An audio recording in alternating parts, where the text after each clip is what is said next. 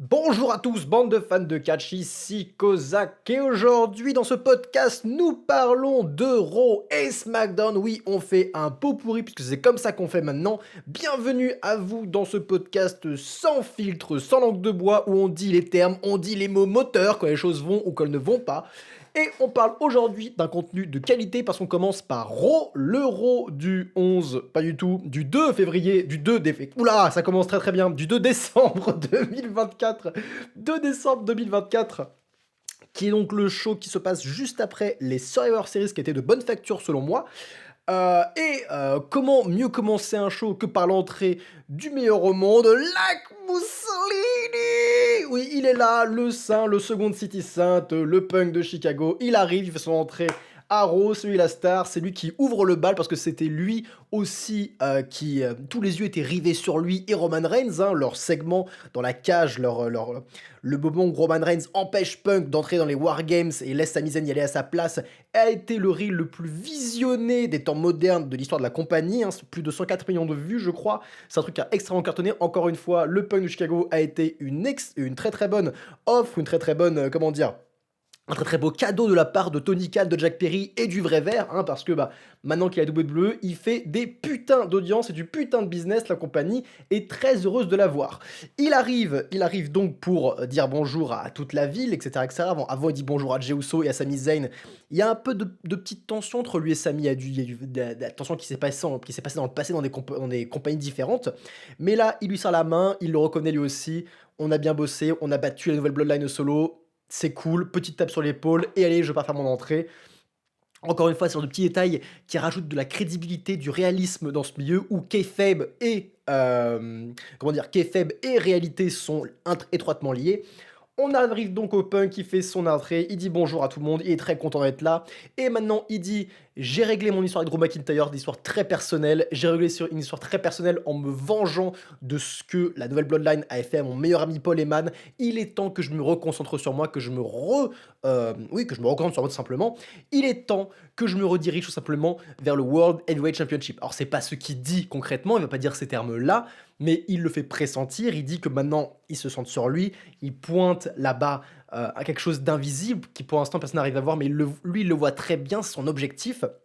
Avant qu'il puisse dire clairement de quoi il s'agit, de main eventer WrestleMania par exemple, on a Seth Rollins qui arrive, qui l'interrompt encore une fois. Seth Rollins fait une petite danse, hein, il commence la petite danse, mais très très vite il redevient full sérieux parce que Punk en face de lui, et on le sait, Punk sort le meilleur de Seth Rollins. Je suis pas très fan des propos de Seth Rollins en temps normal, mais quand Punk est à ses côtés, quand la vraie tension, la vraie animosité se fait ressentir, Seth Rollins est incroyable. C'est tout ce qui lui manquait. Il lui manquait quelqu'un qui pouvait ressortir le meilleur de lui. Et c'est normal, hein, si t'aimes pas quelqu'un dans la vraie vie, tu vas forcément mieux jouer. Et les deux, enfin en tout cas, Rollins n'arrive pas à saquer Punk, lui on a plutôt rien à foutre de son côté, mais lui il n'arrive pas à le saquer. Et putain, qu'est-ce que c'était bon, la promo qu'il a fait était excellente, parce que oui, il va le confronter, forcément. Ça fait énormément de temps. En fait, ça fait 1 an en fait depuis que Punk est revenu à la WWE que Seth Rollins a été le premier à lui faire des dos d'honneur, à lui faire fuck you à la fin des Survivor Series. Ça a été la première rivalité qu'on pressentait et pourtant avec tout ce qui s'est passé, avec la blessure de Punk, la rivalité avec Drew McIntyre, la perte du titre de Seth Rollins, beaucoup de choses s'est produites pour écarter les deux hommes, mais maintenant ils sont de nouveau liés. Et pourquoi ils sont liés? Parce que Punk a une fois de plus, et une fois de plus, elle est trop loin par rapport à Seth Rollins. Selon ses dires, Punk n'a rien à se reprocher, mais Rollins lui dit putain, mais on a été écarté, mais maintenant que j'y pense, j'aurais vraiment dû te péter la gueule la première fois que je t'ai vu. Putain, tu me casses les couilles depuis le début, je pense à toi. Tous les jours, je pense à toi et j'ai des regrets par rapport à ce que je n'ai pas fait, mais je ferai pas la même erreur. Et putain, là, c'est toi par-dessus tout qui fais équipe avec Roman Reigns pour l'aider lui à vaincre ça aussi quoi, tu te foutrais pas de ma gueule c'est encore une fois, il y a beaucoup de gens qui étaient en mode l'arrivée de Punk dans les Wargames faisait aucun sens, était incohérente, il y a pas de projet d'avenir. J'ai pas encore vu la vidéo de Sturi, mais je crois qu'il va sortir une vidéo qui s'appelle «On dit les termes» parce que, pour le recap de Survivor Series des Wargames, on dit les termes, il est fâché par rapport au booking apparemment. J'ai pas vu sa vidéo, j'ai juste vu le titre, ça se trouve, c'est juste du putaclic et il est très content de ce qui s'est passé. J'en sais rien. Mais bon, connaissant un peu le bonhomme, il y a moi qui trouve des raisons absurdes comme quoi: «Oh ça fait aucun sens, c'est absurde ce qui se passe, c'était pas bien écrit». Putain, ça fait tellement sens d'un point de vue business, tout est corrélé, tout est lié. Tout est putain de lié. Ils ont préparé la chose. Sami Zayn a demandé à Rollins d'intégrer les Wargames à plusieurs reprises. Rollins était le frère d'armes, le premier vrai frère de Roman Reigns. Tous les deux, ils ont un passif, une histoire très très forte. Ils ne peuvent plus se saquer, ils ne peuvent plus s'entendre, et ils ont bien raison de le faire. Tout a été très bien expliqué. Et le fait que par-dessus tout, la personne qui va remplacer Rollins, qui était le premier cas choisi, un cas qui faisait sens aussi, la personne qui va le remplacer par-dessus tout, c'est Punk. Le mec que Rollins haït par-dessus tout.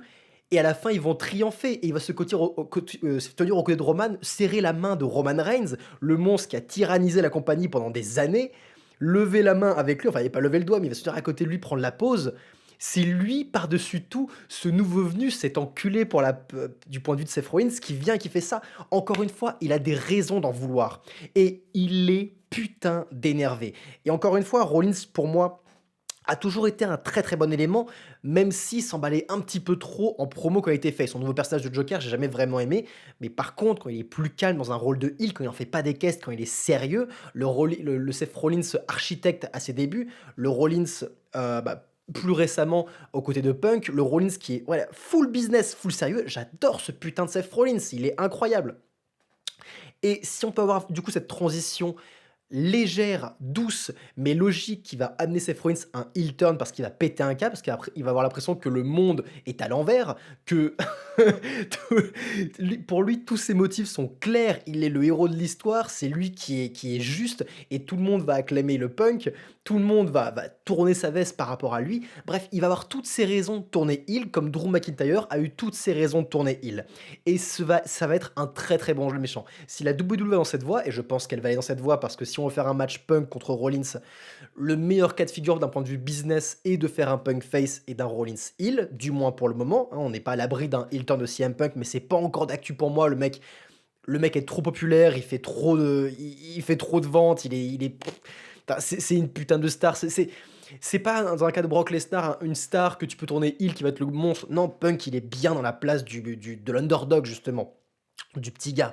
Et la foule est derrière lui, il a des putains de fans, il est magnétique, il doit être face. Que ce soit un con dans la vraie vie ou pas un con dans la vraie vie, il doit être face dans le kayfabe. C'est comme ça. Et Rollins est un très bon méchant, et on le sait. Et pour moi, il est bien meilleur en tant que méchant qu'en tant que face. Bref. Il va le confronter, je pense à toi du début à la fin, je peux plus dormir, je n'ai ras le cul, donc maintenant je vais péter la gueule, je vais mettre ta tête dans le ground, dans la terre. Voilà, il fait sa promo de Seth Rollins, mais encore une fois, une bonne promo. Punk est à 10 mètres de lui, très calme, et ah, je sais plus comment il attaque. Je sais plus comment il attaque. Ah merde, c'est quoi sa phrase d'accroche? Oh, je me rappelle plus. Je vais essayer de me rappeler quand ça me reviendra. Mais il va surtout faire un truc qui va vraiment faire réagir la foule. Il va lui dire, mais putain, tu penses à moi, t'as pas arrêté de penser à moi pendant des mois, mais moi j'en ai rien à foutre de ta gueule. Je pense pas à toi, je m'en porte très bien, j'ai des trucs à régler. Je pensais à toi quand t'avais un titre il y a 6 mois. Quand t'avais le titre de champion du monde, oui, je pensais à toi. Mais là, t'as plus rien en fait, mon kid. Le kiddo, t'as plus rien, qu'est-ce que j'en ai à foutre de ta gueule? Mais tant mieux, écoute, fais ta vie, fais ton business, mais sors de ma vie, sors de mon business, j'ai pas envie d'avoir affaire à toi. Oust, dégage, j'en ai rien à foutre de toi. Il le calcule même pas, il le considère même pas. Et qu'est-ce que c'est bon? Et encore une fois, il a ses raisons. Punk n'a aucune raison d'en vouloir à Rollins, tout comme il n'avait aucune raison d'en vouloir à McIntyre à l'époque. Il vient juste d'arriver. Ça fait 10 ans qu'il est pas là. Lui, il veut juste main eventer WrestleMania. Mais il arrive dans le business de personnes qui se sont tuées à la tâche pendant des années, des années, des années. Et d'un coup, ce mec leur vole leur poste, leur vole leur spot, on va dire, un petit peu, prend toute la place. Et tout est tangible, tout est réel. Il y a pas de fausses notes dans les motivations des différents personnages. Mais Seth Rollins, lui, est plutôt énervé. Il déteste le fait que Punk lui manque de respect. L'appelle Kid, etc., etc. Et ça va se finir par Rollins qui va pousser CM Punk de manière très virulente. Et encore une fois, on voit des embrouilles, on voit bien sûr, ça se finit toujours en embrouille de toute façon. De la manière dont les catcheurs se poussent, se frappent, etc., etc. La manière dont il a poussé Punk, l'animosité qu'il y a dans ses yeux. Putain, il y avait quelque chose de réel. Et quand Punk l'a regardé, il était à terre, il l'a regardé, il s'est relevé, ils ont commencé à se battre. C'était chaud. C'était chaud, mais c'était bon. Et c'était maîtrisé. C'était maîtrisé, mais il y avait une vraie putain d'animosité Qu'est-ce que c'était excitant! Directement, Jey Uso vient pour calmer Punk, Sami Zayn vient pour calmer Seth Rollins, les 2 les séparent, et cetera, et cetera. Punk, il y a pas de vraie animosité, donc il est pas là pour se battre. Rollins en mode: «Vas-y, viens te battre, viens te battre, viens te battre!» Punk est en mode: «Mais putain, mais c'est bon, j'ai autre chose à foutre de ma vie, je vais pas me j'ai plus de 40 piges, je vais pas me ruiner contre ce mec dont j'en ai rien à péter». Il sort du ring, il s'en va. Mais Rollins, il continue à le provoquer, continue à le provoquer. Il y a Adam Pearce qui est là aussi pour calmer Punk. Punk, il essaie de retourner, Rollins commence à le piétiner par terre, par terre, par terre, et cetera, et cetera. Finalement, c'est Sami Zayn qui va calmer Seth Rollins parce que Seth Rollins va dire, va commencer à dire: c'est ça, Punk, rentre chez toi, rentre chez ta mère, sors de mon show, sors d'ici, et toi aussi, Jey Uso, sors de là, espèce de vendu, je sais pas quoi». Et quand Seth Rollins commence à insulter Jey Uso, Sami Zayn lui fait: «Hé, hé, mon garçon, stop, stop, par contre, tu fais ta vie, tu fais ce que tu veux, tu t'insultes pas Jey parce que Jey, il a rien à voir là-dedans, donc tu te calmes tout de suite». Et Seth est tellement énervé, il est tellement énervé qu'il s'embarque, qu'il se laisse plus aller et il va commencer à se remonter contre Sami Zayn pour des raisons tangibles. Parce qu'il en veut aussi à Sami. Il dit: «Tu sais quoi? Jey Uso, je me suis un peu emporté, c'était la colère. Parce que il s'est rabiboché avec Roman. Écoute, il fait sa vie, c'est la famille, c'est le sang. Je peux pas critiquer, j'en ai rien à foutre. Mais toi, putain, toi, Sami, t'allais te relier avec Roman Reigns après tout ce qu'il t'a fait. Mais putain, mais mec, mais ça a été un putain de tyran pendant 5 ans, mais qu'est-ce que tu fais?» Et encore une fois, il a des raisons d'en vouloir à Sami. Encore une fois, le premier vrai frère de sang de Roman Reigns, c'était Seth Rollins. Il a toutes ses raisons d'en vouloir, d'être jaloux, de se dire: «Mais putain, mais les mecs, mais bordel de merde». Et donc, il va commencer à partir en petite guérilla contre Sami Zayn. Les deux vont commencer à s'insulter au fur et à mesure. Et Sami Zayn va commencer même à traiter Sami Zayn de quelqu'un de stupide. Sami Zayn va très mal le prendre. Ce soir, on s'affronte. J'en ai plus rien à foutre. Ce soir, on s'affronte. Boum, ce sera le main event. Enfin, je crois que c'est le main event, peut-être au bout d'une heure de show. Bref, ils vont s'affronter tous les deux. Et encore une fois, banger de segment, qui a bien sûr introduit le match de la soirée qui sera Sami Zayn contre Seth Rollins, mais qui a introduit la future grosse rivalité à long terme qu'on va voir, la rivalité principale d'Euro qui sera donc Seth Rollins contre CM Punk parce que, évidemment, c'est la rivalité qu'on attend depuis le début et j'espère, normalement, si tout se passe bien, ce sera probablement un main event de WrestleMania et on a hâte de voir ce putain de match, on a vraiment hâte de voir ce putain de match parce que si le match est à la hauteur de l'animosité qui les lie actuellement, à la hauteur des Drew contre Punk, on va s'éclater, on va s'éclater.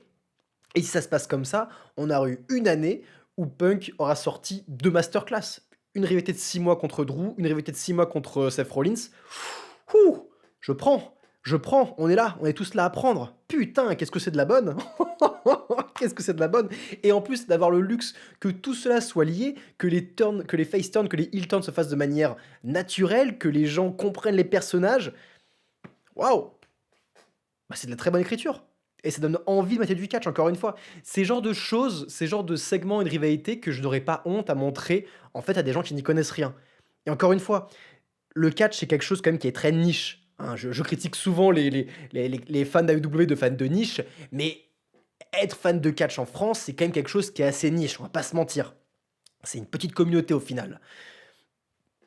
Mais justement, je trouve ça agréable en tant que fan d'un produit quand même qui est très, très niche. Je suis très fan du fait de pouvoir montrer ça sans honte à des gens et me dire: «Bah, voilà, je regarde ça et j'ai aucune honte à avoir».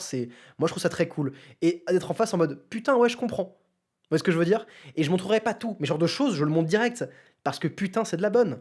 C'est de la bonne, ça me rappelle la masterclass qu'on a vue avec, Cody Rhodes et Roman Reigns et The Rock, lors de la presse conférence de WrestleMania, qui avait lieu un mois avant. C'est le genre de segment qui est masterclass que j'apprécie énormément. Mais bref, je parle tout de suite du match entre Sami Zayn et Seth Rollins parce qu'avant qu'il arrive, on a un moment, une petite interview backstage de Pete Dunne qui est coupée parce qu'il y a une attaque backstage et c'est Jey Uso qui s'est fait attaquer. Il se fait attaquer par on ne sait pas qui et Sami Zayn est remonté parce qu'il est persuadé que c'est Seth Rollins qui a attaqué Sami Zayn. Il ne voit personne d'autre avoir fait ça. Du coup, le match va prendre une tournure assez personnelle alors que c'est un face contre un face. Et le match va être assez court, les deux vont commencer à se battre, ils vont commencer à se ruer de coups tous les deux. À un moment, Seth Rollins va prendre l'avantage et jeter Sami Zayn de manière assez virulente contre les poteaux. Sami Zayn va commencer à choper une chaise pour vouloir attaquer Seth Rollins. Et à ce moment-là, Rollins est en mode: wow, wow, wow, wow, tu fais quoi? Tu fais quoi? Tu fais quoi? Tu fais quoi? Tranquille. Et Sami Zayn, il devient fou, il fait: je sais que c'est toi qui as attaqué Jay, je sais que c'est toi qui as attaqué Jay, dont je n'ai plus rien à foutre, je vais te péter la gueule, tu vois. Et Seth en mode: non, non, calme-toi, utilise ta putain de tête, j'ai pas attaqué Jay, j'ai aucune raison de le faire, calme-toi, c'est pas moi, raisonne-toi un peu, je n'ai rien contre ça, j'ai rien fait. Finalement, Sami Zayn se raisonne et il dit ça de manière très, très réelle, hein, très tangible. Et Sami Zayn, il le voit, il arrive à croire Seth Rollins. Il jette la chaise, Rollins se prend pour un roll-up et le bat donc, le bat pour le compte de 3, 1, 2, 3, et il le bat de manière non violente pour pas. Encore une fois, je trouve ça que c'est une très bonne fin parce que il est pas là pour stomper la gueule de Sami Zayn. Il y a aucune violence entre les deux. C'est un match qui a été improvisé de manière un peu sanguine, qui n'avait pas vraiment lieu d'être à la base. Donc il y a aucune raison de se péter la gueule pour rien. Rollins le bat pour un roll-up. Dès qu'il sent l'opportunité de faire un roll-up, il le fait. 1, 2, 3, cool, on est bien. Et après, il y a Sami Zayn en mode ok, chill, tu vas bien. Je t'aime, j'aime vraiment ton cœur, j'aime vraiment, vraiment ton cœur, t'es quelqu'un de passionné, mais putain, mais réfléchis là, j'aime pas comment t'as l'air de réfléchir, raisonne-toi un peu, j'ai rien à voir là-dedans, donc pense un petit peu, pense bordel. Et il quitte le ring. Sami Zayn est un peu choqué, c'est pas trop, il se rend compte de ce qu'il a fait, etc. etc. Et la foule commence à se soulever parce qu'au moment où il se retourne, il y a un mec en capuche qui arrive, putain de Claymore dans la gueule, et c'est Drew McIntyre qui fait son comeback. Drew McIntyre est revenu plus charismatique que jamais, le torse velu, les pecs bombés, etc. etc. Il est enfin de retour et il attaque Sami Zayn. Oh, mais pourquoi c'est incohérent, je comprends pas. Non, non, je pense que les gens vont bien prendre ça parce que vu qu'il n'y a pas CM Punk dans l'équation, ils vont dire que c'est bien, forcément. Ça ne va pas faire débat. Oui, ça fait sens aussi. L'attaque Sami Zayn, c'est sûrement lié aux Wargames, c'est sûrement lié au fait que Sami, par-dessus tout, a rejoint l'équipe de Roman Reigns. Il va pas aller toiser CM Punk parce que c'est bon, son histoire est terminée. Ils ont fait 3 matchs ensemble, ça s'est fini très très mal pour Drew McIntyre. Je pense qu'il a plus envie il a plus envie d'entendre parler de lui, mais tout ce qui est toujours Roman Reigns, et surtout Sami Zayn qui fait lien avec Roman Reigns, ça a dû l'agacer un petit peu, et rien pour lui péter la gueule. Et ça va être une très très bonne rivalité aussi. Rivalité Sami Zayn contre Drew McIntyre, je suis très très très preneur. Surtout qu'elle sera forcément intimement liée à la rivalité entre Seth et Punk. Peut-être que ça commencera par un tag team, Punk et Sami face à Seth et Drew. J'en sais rien, mais c'est excitant, ça me plaît le genre de booking où tout est étroitement lié, que chaque action fait sens. C'est de la putain de bonne, c'est de la putain de bonne. C'est fantastique. Moi, je dis oui à tout ça. Autre chose très importante qui s'est passé dans ce show, c'était un très bon Raw. D'ailleurs, je l'ai pas dit en intro, mais c'était un très très bon Raw parce que déjà, on a eu du coup les prémices de la nouvelle grosse rivalité, des nouvelles grosses rivalités qu'on va avoir.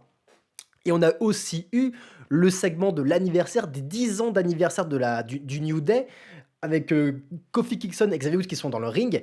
Les deux, ça fait plusieurs semaines qu'ils se chamaillent, plusieurs semaines que le New Day, ça ne va plus du tout, qu'il y a des tensions au sein du groupe. La semaine dernière, ils se sont jetés tous les deux dans un très bon salon backstage, où pareil, tout était tangible, où ils s'engueulaient pour de bonnes raisons, où ils faisaient écho à des trucs durs de booking qui s'étaient passés, hein, quand Xavier Woods avait dit à Kofi Kingston putain, t'as été champion et tout ce que t'as réussi de mieux à faire, c'est de te faire battre en 6 secondes comme une merde face à Brock Lesnar, et après t'as même pas rechassé le titre. C'était vraiment pathétique. Alors, vraiment, ils se sont dit les termes, hein. Nous on dit les termes, mais eux ils se sont dit les termes aussi, hein. C'était c'était pas mal du tout. Et là, ils sont là pour les 10 ans de célébration et ils disent merci, merci à tous, etc. etc. Avant qu'on rentre dans le sujet, je tiens à vous dire, à vous, public, que on vous aime et que vous n'êtes aucunement lié à ce qu'on s'apprête à vous dire. D'accord? Vous n'avez rien à voir avec ça. Donc le prenez pas mal. Et tu sens direct qu'ils vont annoncer la très mauvaise nouvelle, hein, ils vont annoncer la rupture du New Day, le break-up, etc., etc. Et avant qu'ils le fassent, il y a Biggie qui arrive avec son film song. Les fans pop parce que les gens adorent Biggie. Tout le monde aime Biggie. Qui n'aime pas Biggie? Moi, j'adore Biggie. Tout le monde aime Biggie. Biggie, c'est un bon gars, putain. Biggie, il arrive plus musclé que jamais, dans son costard trop serré pour lui. Il arrive, etc., etc. Il monte sur le ring, il est content de voir ses frères, mais il apaise tout de suite la foule, il éteint la musique, il est en mode bon, les gars, qu'est-ce que vous faites là? Parce que d'accord, si on est là, on fête les 10 ans, tout va bien. Qu'est-ce qui se passe? Parce que avant que vous portiez des décisions hâtives, voilà ce que je vous propose. Je vais être votre manager. Je vais être votre manager. On va sauver le New Day. Vous êtes fort, putain, New Day rocks, etc., etc. Il essaie de hyper la foule. Il essaie de redonner de la flamme dans les yeux de Kofi et de Xavier qui étaient assez dépités. Il essaie de leur donner du feu. Putain, les gars, mais relevez-vous, montez. Je vais être votre manager et on va cartonner tous ensemble. Le public pop, la foule pop. Et Xavier, la première chose qu'il dit à Biggie, c'est maintenant, tu nous dis ça maintenant? Ça fait des mois qu'on se déchire, ça fait des mois qu'on se tête, ça fait des semaines et des semaines et des semaines qu'on se fout sur la gueule, qu'on n'arrive à rien faire, et c'est maintenant, à la célébration de notre anniversaire où on décide enfin à arrêter le New Day, que tu viens nous dire ça? Mais t'étais où Biggie en fait? Et Kofi aussi va dire: «Mais t'étais où Biggie putain? T'étais où tout ce temps? On t'a attendu en fait. Tu nous as lâchés, tu nous as lâchés Biggie». Et Biggie est en mode: «Mais les gars, mais j'avais la nuque cassée. J'a j'avais genre juste la nuque cassée, donc désolé si j'étais pas là, mais je pouvais pas être là». Et Kofi va dire: «OK, tu la nuque cassée et alors?» Le public est en mode: «Ouh!» C'est ouh là, ouh là Kofi. Kofi, tu dis les mots moteurs, mais tu t'emballes. Tu t'emballes un peu là. Mais oui, Kofi et Xavier, de manière très surprenante, très inattendue, se sont un peu liés tous les 2 face à Biggie. On s'attendait tous à une rupture du New Day, bien sûr, c'est quelque chose qui était attendu, mais on s'attendait à la rupture de par Xavier Woods, le heel turn de Xavier Woods par rapport au New Day, qui allait pourquoi pas, péter la gueule à Biggie, que Kofi allait être en mode: «Mais qu'est-ce que tu fais? Qu'est-ce que tu fais?» Je sais pas quoi et cetera, un truc comme ça. Mais je ne sais pas si des gens avaient prédit le fait que Kofi et Xavier, ensemble, allaient mais enchaîner le pauvre Biggie qu'on a pris mais plein la gueule! Stone Cold avait la nuque cassée et il est revenu. Kurt Angle avait la nuque cassée, il est revenu. Et toi, tu fais quoi? Toi, tu reviens pas, tu préfères être chez toi, t'es dans ton nouveau poste là d'officier de la compagnie, fais des interviews backstage, tu t'amuses bien, c'est chouette pour toi, t'es derrière un bureau, mais tant mieux si tu quittes ta nouvelle vie. Tu nous as lâchés, tu nous as abandonnés, nous on a galéré pendant des mois, tu nous as abandonnés, t'as préféré avec ton nouveau poste, t'as préféré être avec ta nouvelle femme, etc., etc. Ils vont l'enchaîner. Biggie, il est hyper émotif, il est au bord des larmes à chaque mot moteur qu'il reçoit dans la gueule. Il est en mode: «Putain les gars, vous me faites quoi là?» Et c'est vraiment touchant ce qui se passe. C'est vraiment putain touchant et on a vraiment de la peine pour Biggie parce qu'il sait pas où se placer. Il bégaye, il leur dit: «Les gars», mais enfin, tu sais, il prend pas le micro, mais on entend ce qu'il dit, il est en mode: «Mais les gars, mais désolé, mais qu'est-ce qui se passe? Qu'est-ce qui se passe?» Et il se fait enchaîner jusqu'à qu'il se fasse dire: «Mais putain, mais reste chez toi, réserve ton bureau, putain, qu'est-ce que tu fous encore sur ce ring en fait? Qu'est-ce que tu fous encore là Biggie? Mais casse-toi, on veut plus te voir, casse-toi!» Le pauvre Biggie, il arrive même pas à répondre. Il sort du ring, il s'en va et ça se finit sur Kofi et Xavier qui se serrent la main. Grosse poignée de main, la Predator, hein, comme ça, bam! On serre les poignets, on gonfle les biceps et je crois qu'on est face à, un gros heel turn. Alors de Xavier, c'était attendu, mais de Kofi aussi, on dirait bien. Et le pauvre Biggie est revenu. Et si encore une fois cette storyline évolue, qu'elle évolue, que Biggie continue à être un peu étroitement lié à ça, le jour où Biggie va faire son comeback, il va avoir une pop de face qu'on a rarement vue. Et il va confronter Kofi, il va confronter Xavier. Et ça va être putain de bien encore une fois. Ce sera pas la rivalité principale, ce sera une rivalité de mid-card, mais ce sera une rivalité de mid-card d'excellente facture. Là, ce que je vois pour le futur, Punk Rollins, McIntyre Zayn, Biggie contre le New Day. C'est du bon petit programme qui nous attend. C'est du très très bon petit programme. Mais tout n'est pas bon dans ce show parce que là je parle de rivalités très excitantes. Mais on avait aussi eu Gunther qui a affronté Dominic Mysterio.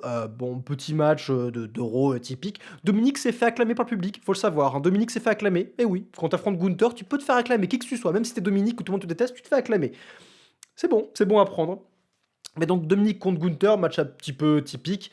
Finn Balor est intervenu à la fin, après que Dominic soit fait battre par Gunther avec un gros powerbomb, et a attaqué Gunther. Rivalité Finn Balor-Gunther, vraiment? C'est vers là où on va pour le titre mondial? Pouah, ça donne pas envie, hein. Ça, pour le coup, ça donne vraiment pas envie. C'est vraiment la rivalité la plus bateau et un peu naze de tout ce qu'il nous propose, et celle qui est liée au titre mondial. Pour le coup, je trouve que c'est un mauvais move. Encore une fois, tous les catcheurs les plus excitants sont pris actuellement. Gunther, c'est un peu comme LA Knight. Il a besoin d'affronter des gros noms. Et quand je dis des gros noms, c'est pas genre juste affronter des gros noms comme ça, c'est des storylines qui donnent envie. Des storylines qui donnent vraiment envie. Il en a besoin parce que là, pour l'instant, bah, effectivement, ça n'a pas été très excitant tout ça. Ils nous ont donné Gunther contre Cody Rhodes dans un cadre de champion contre champion de manière très gratuite, sans aucune animosité parce qu'il n'y a pas de chasse au titre.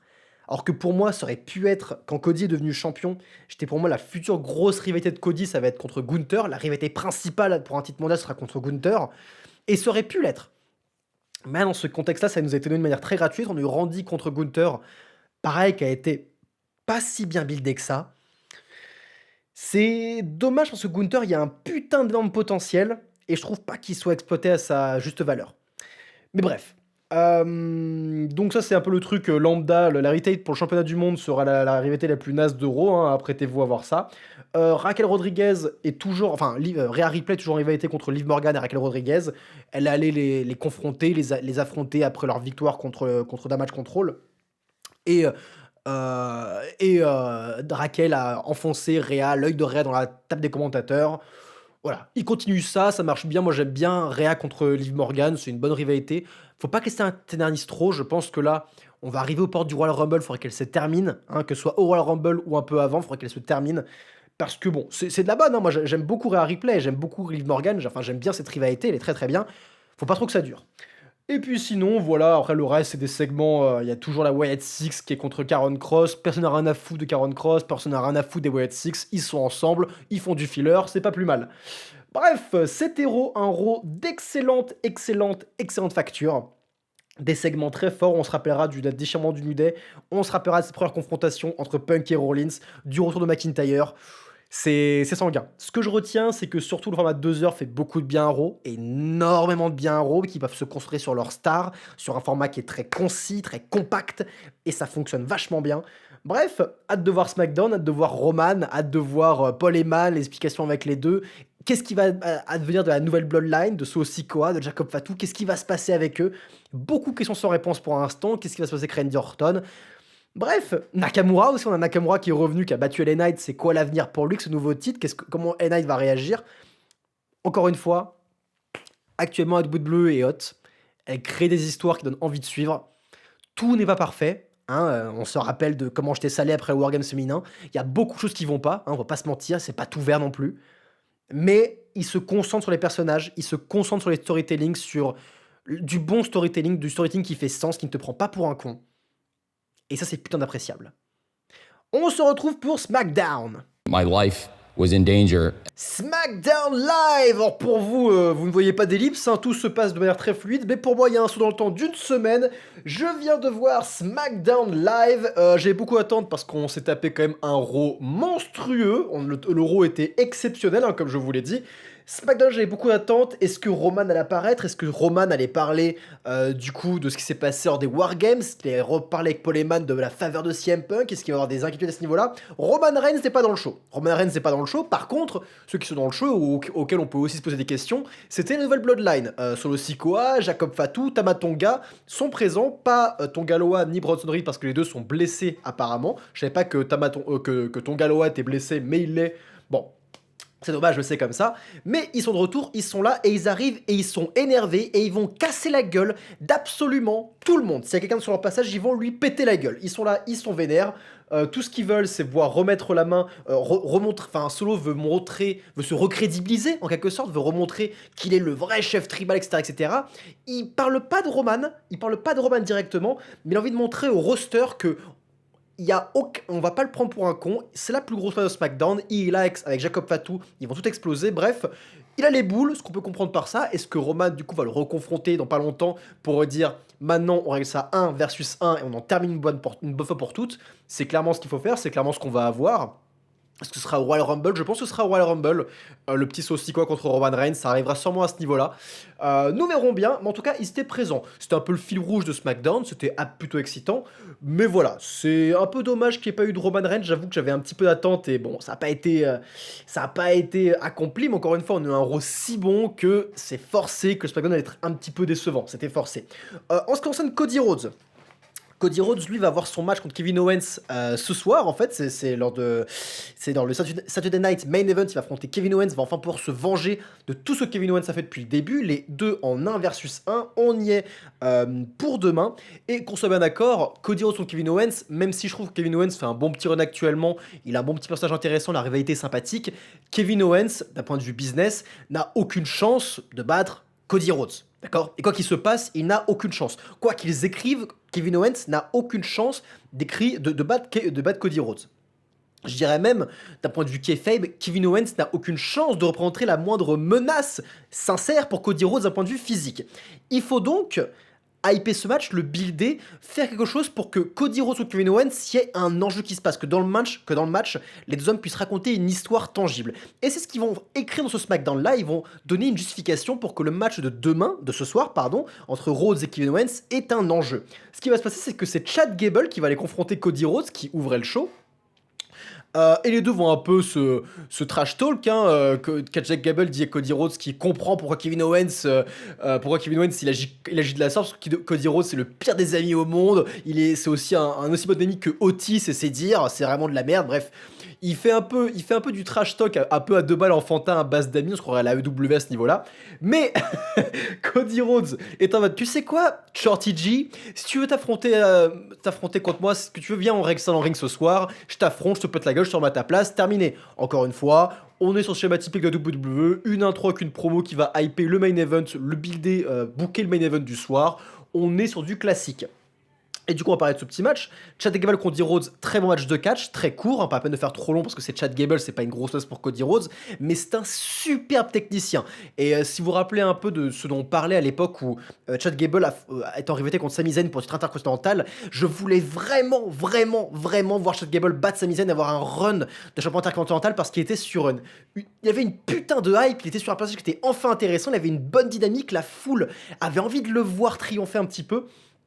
Et j'ai toujours aimé Chad Gable, c'est juste qu'il a été beaucoup trop amoindri par énormément de choses, et que malheureusement, oui, ce ne sera jamais un main eventer, de par le charisme, de par beaucoup de facteurs, mais d'un point de vue technicien, dans la mid-card, Chad Gable est un des meilleurs workers de la compagnie, et pour moi, il mérite d'avoir un petit run de champion. Secondaire peut-être, mais un run quand même. Et du coup, face à Cody Rhodes, le match était très bon. Encore une fois, c'était superbe, mais surtout ce qui va se passer, c'est que pendant tout le match, Chad Gable, en tant que technicien, va travailler sur le pied, sur la cheville, sur le genou gauche, je crois, ou droit, je sais plus, mais bref, sur une des jambes de Cody Rhodes, qui va le travailler tout le long, soumission, stomp, etc., assez agressif, et Cody Rhodes va sell sa jambe tout le long du match. Il finit par l'emporter, mais sa jambe l'est clairement amoindrie. Et à la fin du match, alors que Cody Rhodes célèbre, on va voir Kevin Owens qui va surgir de nulle part, alors que le pied de Cody Rhodes est à l'air. Chad Gable avait réussi à enlever la botte de Cody Rhodes avant de faire plus de dégâts. Donc le pied de Cody Rhodes est hyper vulnérable et Kevin Owens va arriver pour piétiner le pied, encore plus l'amocher, etc., avant que plan officiel vienne séparer les deux hommes. Ça y est maintenant. La veille de leur combat, Cody Rhodes a un pied en moins. Cody Rhodes est hyper affaibli et va devoir affronter Kevin Owens dans un état affaibli. Est-ce que ça va suffire pour que Kevin Owens remporte le titre ?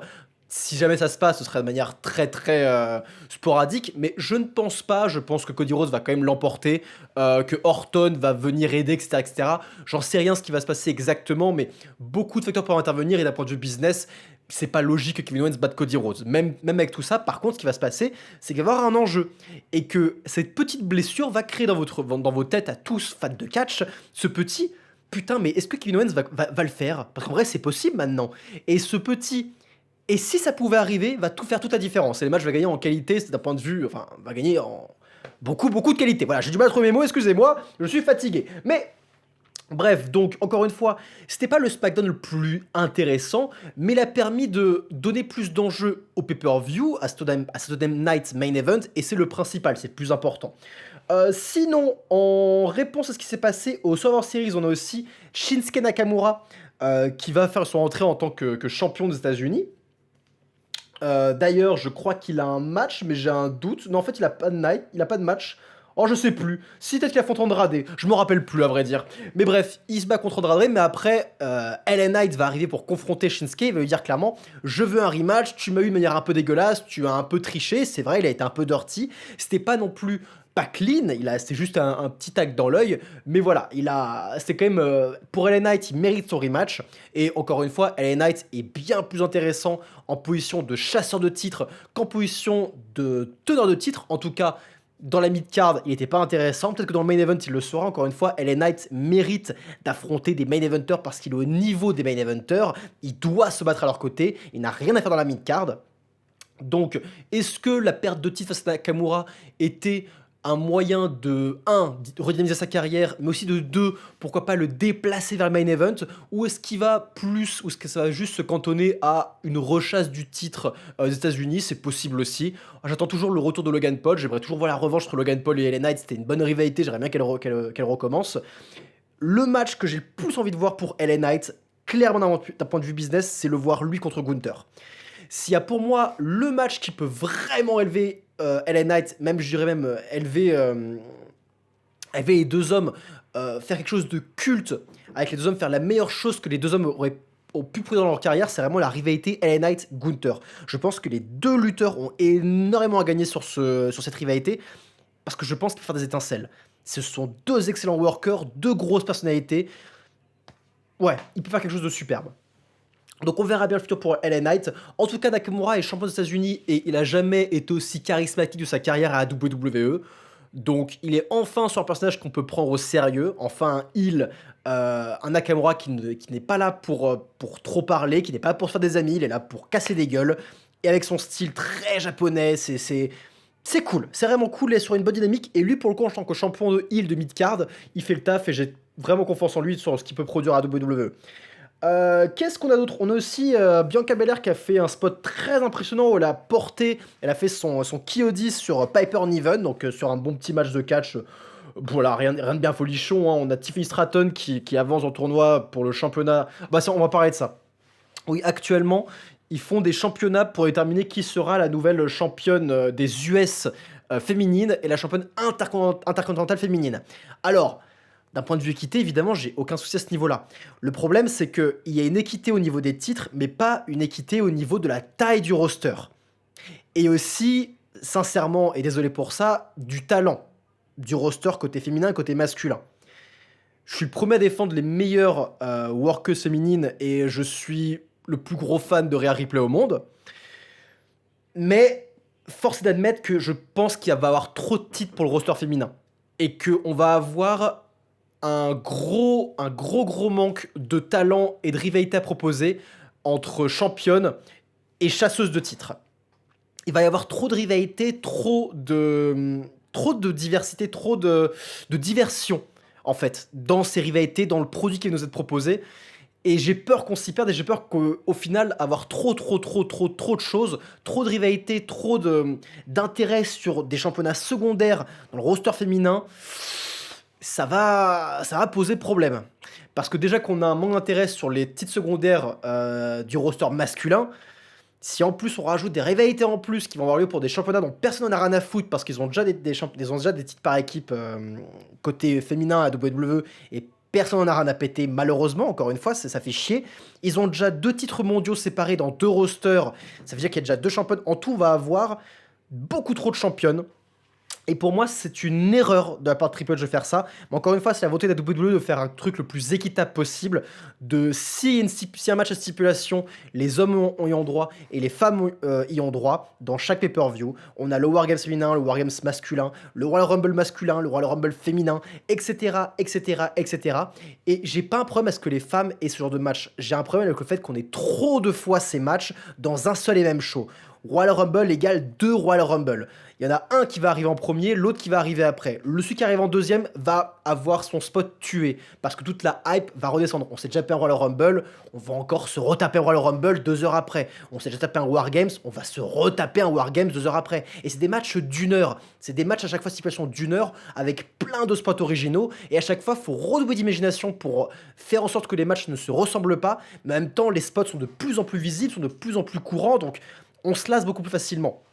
Encore une fois, moi je suis pour l'équité d'un point de vue. Si ta meilleure rivalité, ta rivalité qui rapporte le plus de thunes est faite côté féminin, bah les femmes auront le main event.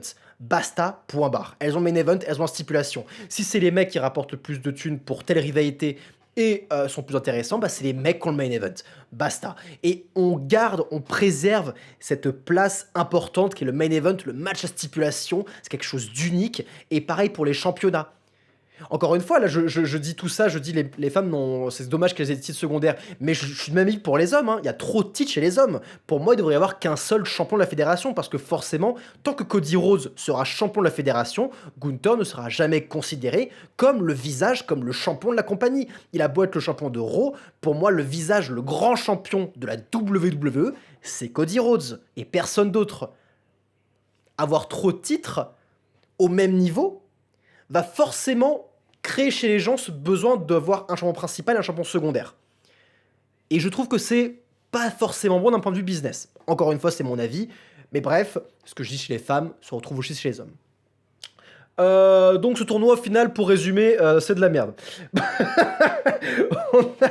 on, a- je parlais de Kevin Owens tout à l'heure, j'ai oublié le fait que Michael Cole allait interviewer Kevin Owens aussi dans une voiture. On a eu ce petit segment là où Kevin Owens a toujours banni la WWE par rapport à tout ce qui produit.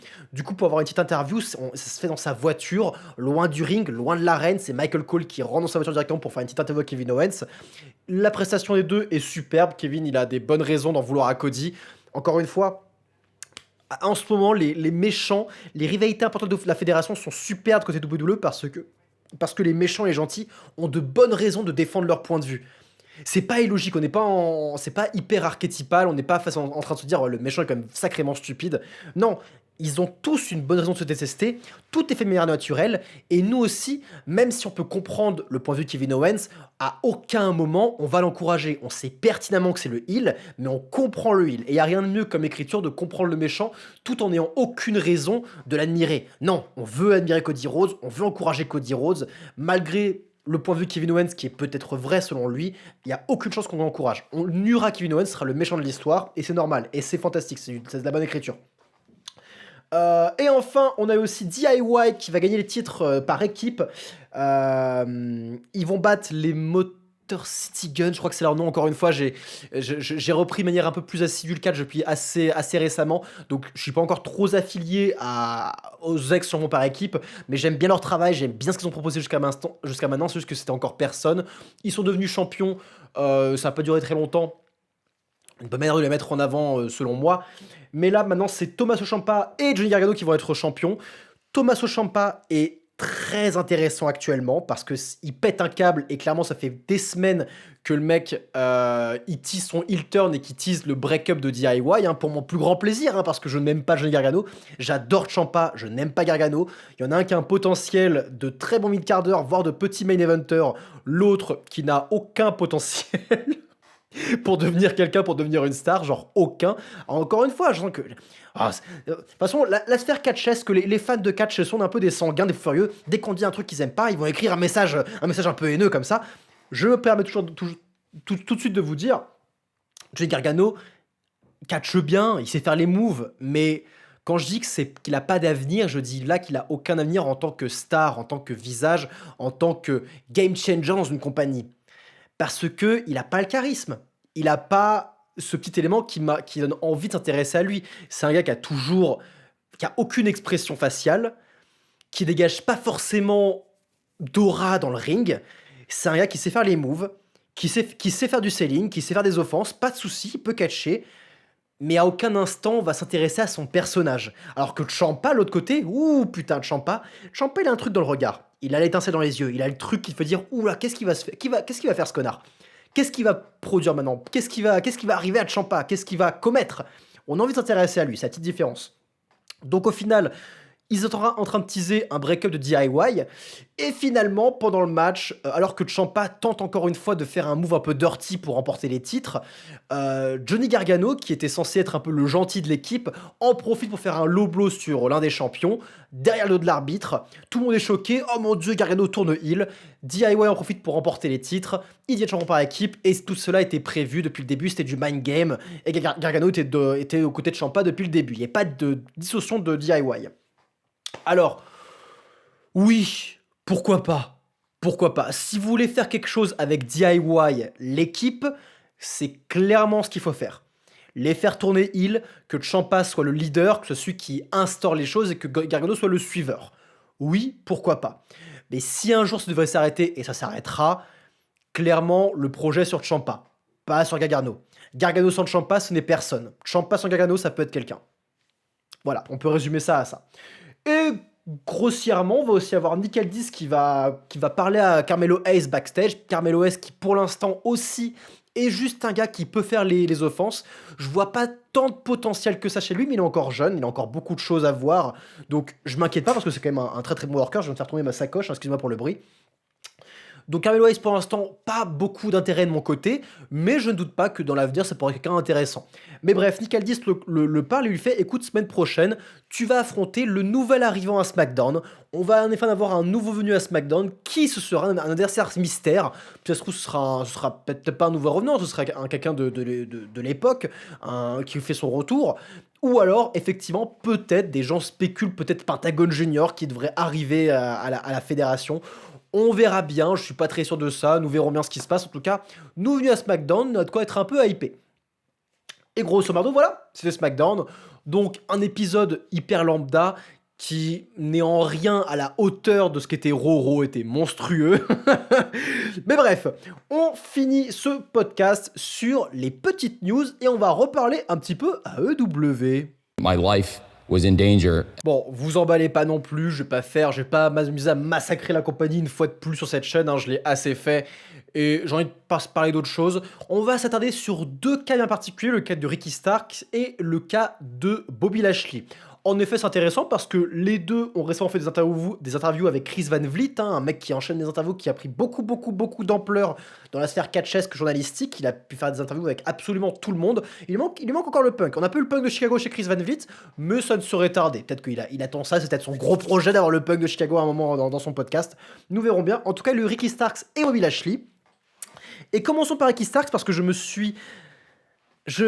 j'ai dégusté cette interview avec beaucoup de plaisir parce que Ricky Starks est indéniablement un des meilleurs talents de la WWE depuis le début, depuis qu'il est arrivé. Un des jeunes talents chez qui il y a tout l'avenir du monde, tout le potentiel du monde. Si t'es un boss de compagnie, que tu vois un peu toutes tes petites recrues là, tu vois tout le monde, tous les jeunes. Alors tu vois MJF, hein. MJF il est immanquable, hein. Tu le vois, évidemment tu mets une pièce sur lui. Tony l'a pas raté, c'est bien. Tony n'a pas raté MJF. On peut l'admirer pour ça. Bravo Tony, bravo. Hein. C'est franchement qui l'aurait raté. Hein. C'est très compliqué. Mais il avait aussi Ricky Starks. Et Ricky Starks, il l'a complètement manqué. Il l'a complètement manqué. Ce qui se passe, c'est que Ricky Starks, depuis des mois, n'est plus à la télévision chez AEW. Alors qu'il le dit très bien lui-même dans l'interview, il va très bien. Il n'a jamais été blessé, jamais, il est en bonne santé, il est là, il est chez lui, il se fait payer gracieusement par Tony Khan, parce que Tony Khan paye tous ses talents même s'il ne travaille pas, tout le monde est gracieusement payé, et il n'a pas de nouvelles, personne ne l'appelle, voilà, il a un contrat, il est payé à l'année comme s'il allait bosser là-bas, il est payé la même somme, hein, à ne rien faire chez lui, il attend. Alors il bosse, hein, il s'entraîne, il fait du workout, hein, tout ça, il se maintient en forme, mais il n'est pas à télé. Alors que, je le rappelle, Ricky Starks, sur les jeunes recrues de la AEW, sur les talents qui n'ont connu que la AEW, qui ne sont jamais là à la WWE d'un point de vue long terme, est le seul à avoir tenu tête à MJF dans une promo. Le seul qui a donné un véritable intérêt sur une rivalité sanguine entre MJF et un jeune lutteur de la AEW. Encore une fois, je parle de jeunes lutteurs. Vous n'allez pas me citer les Ospreay, les Punk, les Danielson. On parle pas d'eux. Je parle des jeunes talents. Tu as cette petite gemme qui a réussi à tenir tête à la personne dont tout le monde pensait qui était la meilleure promo du business, avant que Punk revienne évidemment. Il était là.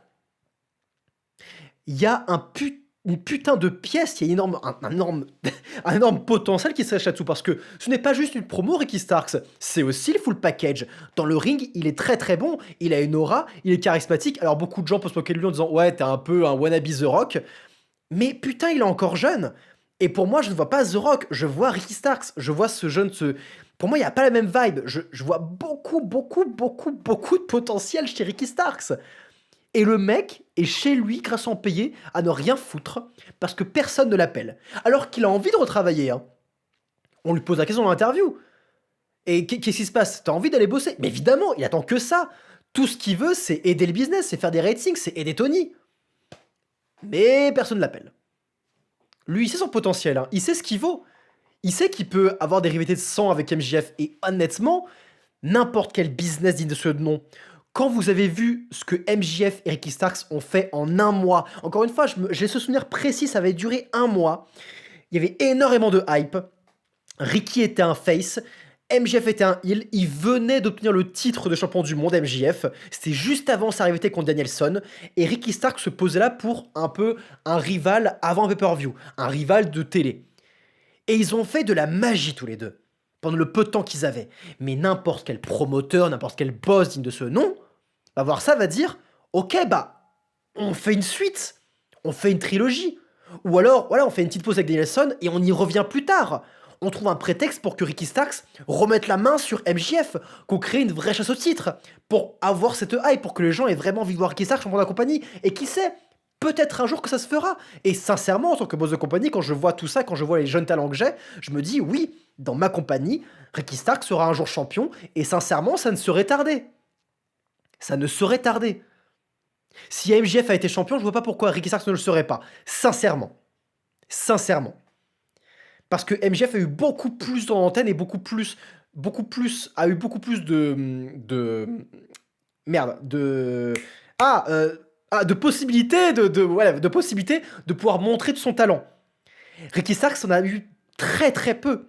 Il l'a eu un moment à Collision, quand Collision est né. Encore une fois, le moment où Collision est né, Collision était le meilleur programme de catch sur la télé. Entre WWE et AEW, c'était le meilleur show de catch, c'était Collision au moment où il était lancé.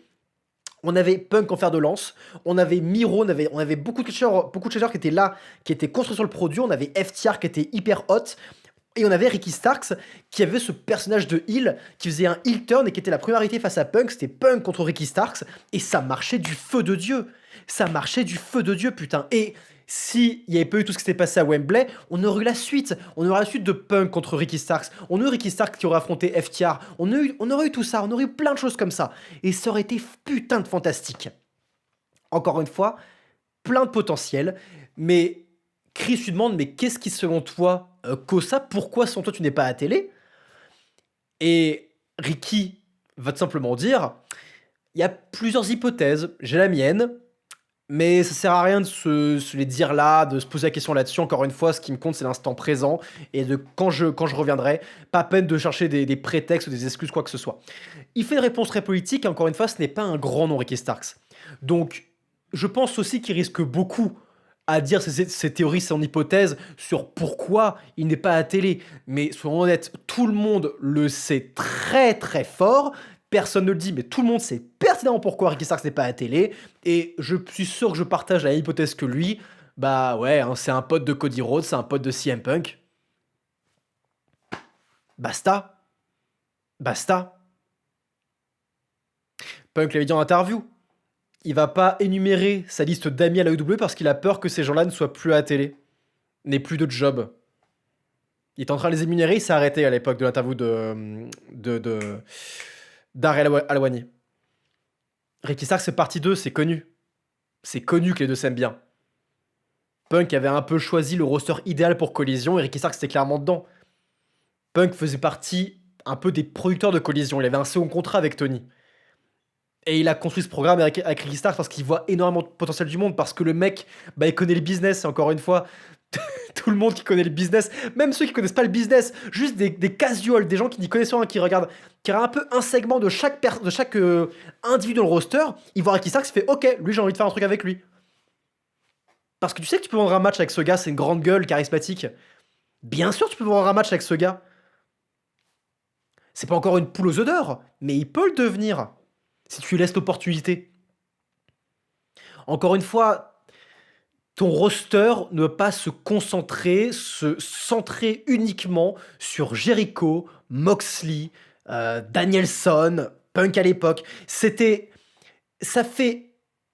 La compagnie est née en 2019, je crois, ou 2018, et c'est toujours les mêmes noms qui prennent toujours autant de place à la télé et qui n'évoluent pas pour un quota.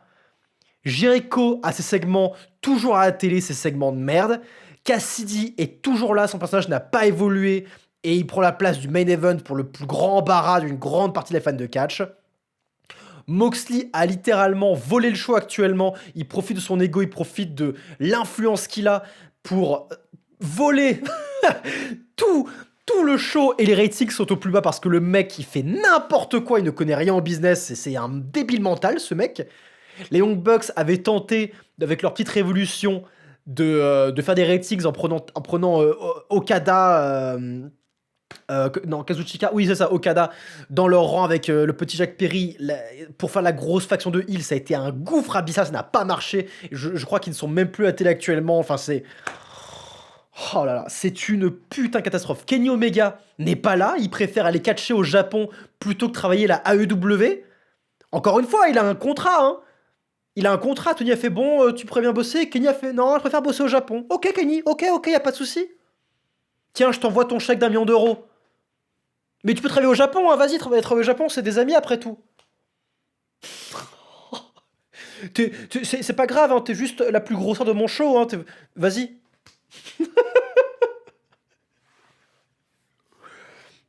Mais, on a aussi Bobby Lashley. Bobby Lashley est de retour à l'AEW. Enfin, de retour. Il est arrivé à l'AEW, Tony l'a signé.